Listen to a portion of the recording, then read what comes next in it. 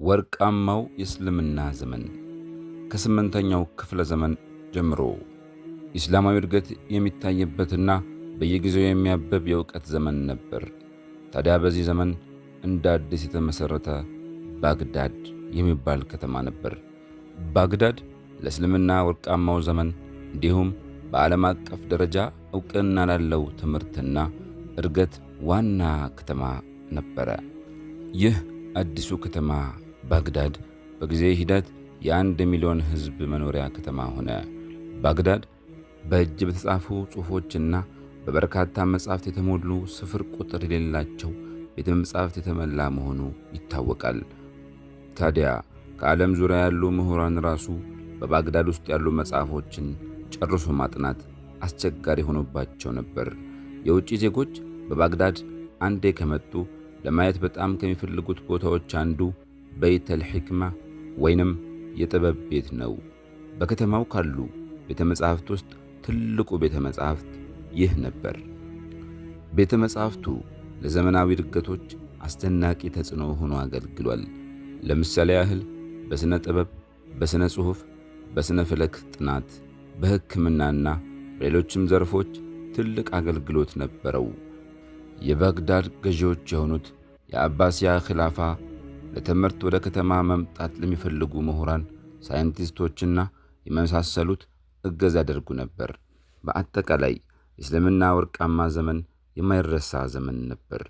ግን በሚያሳዝን ሁኔታ አንዳንዴም ሁሉ መልካም ነገር ማብቂያ አለው እንደሚባለው ሁሉ ይህ ወርቃማ ዘመን ማብቂያ ነበረው። ባግዳድን ዋና ከተማ አድርጎ የሰየማት የአባሲያ ኸሊፋ ነበር። አባሲዮች መካከለኛውን ምስራቅ ከነቢዩ ሙሐመድ ሰለላሁ ዐለይሂ ወሰለም በኋላ በመግዛት ሦስተኛው የእስልምና ኸሊፋ ነበሩ። በስምንተኛው ክፍለ ዘመን አጋማሽ ላይ የኡመውያን ኸሊፋን ያሸነፉት አባሲዮች ስያሜያቸውን ያገኙት ከአባስ ረዲየላሁ ዐንሁ ነው። እናም ይህ ኢምፓየር በፍጥነት ከአረቢያን እስከ ሌቫን፣ ሶሪያና ሰሜን አፍሪካ ተዘረጋ። ታዲያ አባሲዮች ጠንካራ ኃይል ነበሩ።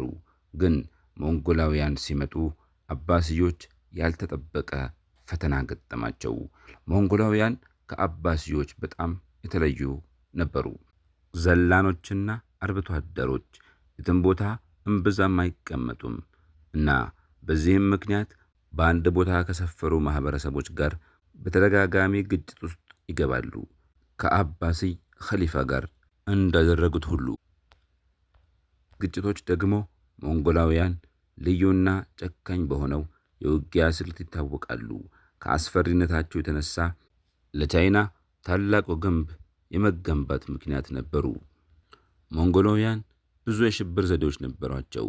በአንድ ቦታ ድስትና መጥበሻ ሲጋጩ ከተሰማ ወይንም ኃይለኛ የደውሎች መንቀጥቀጥ ካለ ቀጣዩ የሞንጎላውያን ተጠቂ ሊሆኑ እንደሚችሉ በፍጥነት መገመት ይቻል ነበር።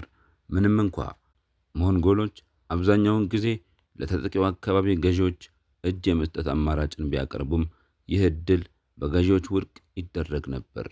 የጅምላ ውድመትና ደም መፋሰስ ይከሰታል። ሞንጎላውያን በአንድ ቦታ ሰፋሪዎች አልነበሩም። ሆኖም መሬትን መውረስና ለሚንከራተቱ ሕዝቦቻቸው ተጨማሪ ቦታ መስጠት ይወዳሉ። ስቴሙጂን የሚባል ሰው ሞንጎላውያንን አንድ ሲያደርግ ጄንኪስ ኻን የሚለውን ስያሜ ያገኘ። የጄንኪስ ኻን የልጅ ልጅ ሁላጎ ስልጣን ላይ ሲወጣ የሞንጎላውያን ግዛት በጣም ተስፋፋ። ስልጣኑን በሶሪያ በኩል ያስፋፋ ሲሆን በተጨማሪ የኤልኻኔት ፋርስ ምድርን ለመያዝን ሞክሯል።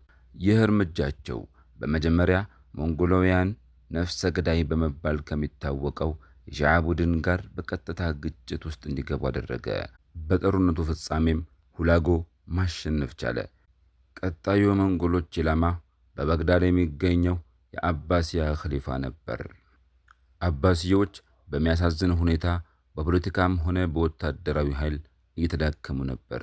ለሞንጎላውያን ክብር ይሰጣሉ፣ ከእነርሱም ጋር ይደራደራሉ። ሞንጎሎች ባግዳድን ከበቡት። የዘመኑ የአባሲይ ኸሊፋ አልሙዕተሲም ከሁላጎ ጋር ድርድር ለማድረግ ጠየቁት። ነገር ግን የሞንጎላውያን ኻን የኸሊፋውን ጥያቄ ውድቅ አደረገ። ከበባው ቀጠለ። እንደ አውሮፓውያን አቆጣጠር በየካቲት 10 ቀን በ1258 ኸሊፋ አልሙዕተሲም ያለምንም ቅድመ ሁኔታ እጅ ሰጠ። ከዚያም በሚቀጥሉት 3 ቀናት ውስጥ ምንም ነገር አልተከሰተም ነበር። የባግዳድ ዜጎች ጭንቀት በየሰዓቱ እያደገ መጣ። ነገር ግን ጭንቀታቸው ከሚጠብቃቸው አስፈሪ ሁኔታ ጋር ሲነጻጸር ምንም አልነበረም። የተፈራው ግን አልቀረም። በፌብሩዋሪ 13 ሁላጎና ሰዎቹ ባግዳድ ገቡ። ሞንጎላውያን ወደ ከተማ ሲገቡ አንድ ማስጠንቀቂያ ሰጥተው ነበር።